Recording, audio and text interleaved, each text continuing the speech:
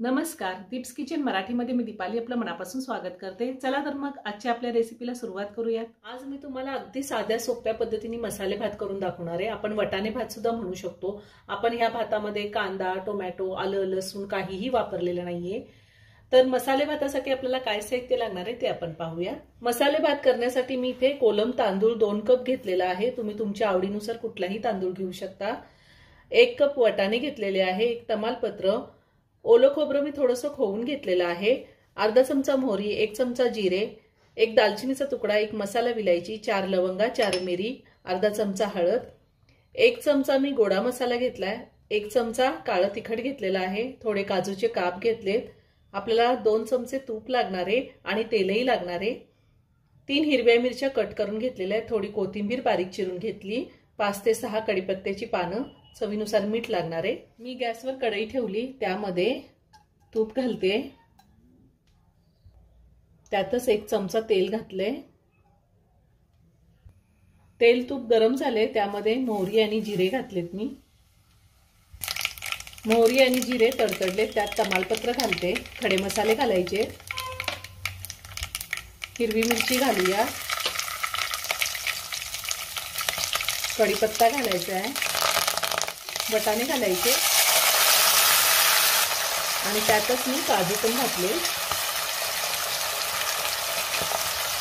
हे 1 मिनिटभर आपल्याला चांगलं परतून घ्यायचंय।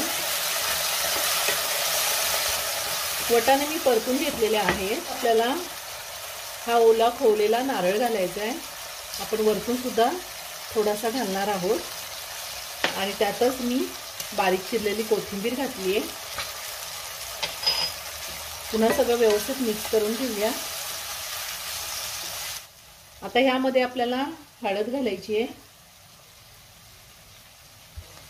गोडा मसाला घालायचा आहे, काळं तिखट घालायचंय, तिखटाचं प्रमाण तुम्ही तुमच्या आवडीनुसार कमी किंवा जास्त घेऊ शकता। हे सगळं व्यवस्थित मिक्स करून घेऊया।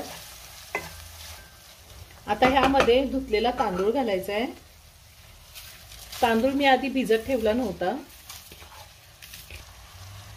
आता तांदूळ मी 2 मिनिटं तेलावरती चांगला परतून घेणार आहे। 2 कप तांदूळ घेतलेला आहे, त्यासाठी मी 4 कप पाणी गरम करायला ठेवले। आपल्याला गरम पाणीच घालायचंय। मी तांदूळ 2 मिनिटं चांगला परतून घेतला। आता आपल्याला ह्यामध्ये पाणी घालायचंय, पाणी गरमच घालायचंय।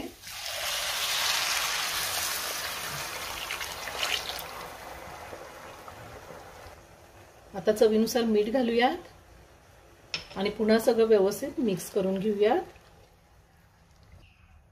मी सगळं व्यवस्थित मिक्स करून घेतलेलं आहे। तुमचा तांदूळ किती नवीन किंवा जुना आहे त्या अंदाजे तुम्ही पाणी थोडं कमी किंवा जास्त घेऊ शकता। आता झाकण ठेवून मसाले भात आपल्याला शिजवून घ्यायचा आहे। गॅसची फ्लेम मी मीडियमवर ठेवणार आहे।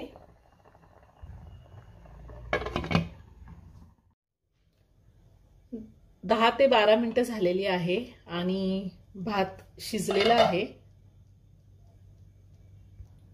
वरतून आपण थोडी कोथिंबीर घालूयात,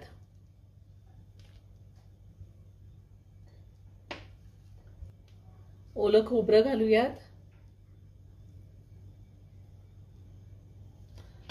आता भात आपण सगळा व्यवस्थित मिक्स करून घेऊया। खूप छान सुटसुटीत झालाय भात।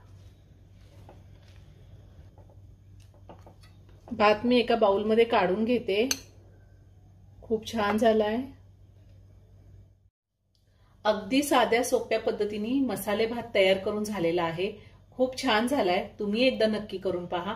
व्हिडिओ जर आवडला तर व्हिडिओला लाईक आणि शेअर करायला विसरू नका। रेसिपी आवडली असेल तर कमेंट करून नक्की कळवा। पुन्हा भेटूया अशाच एका छानशा साध्या आणि सोप्या रेसिपी बरोबर।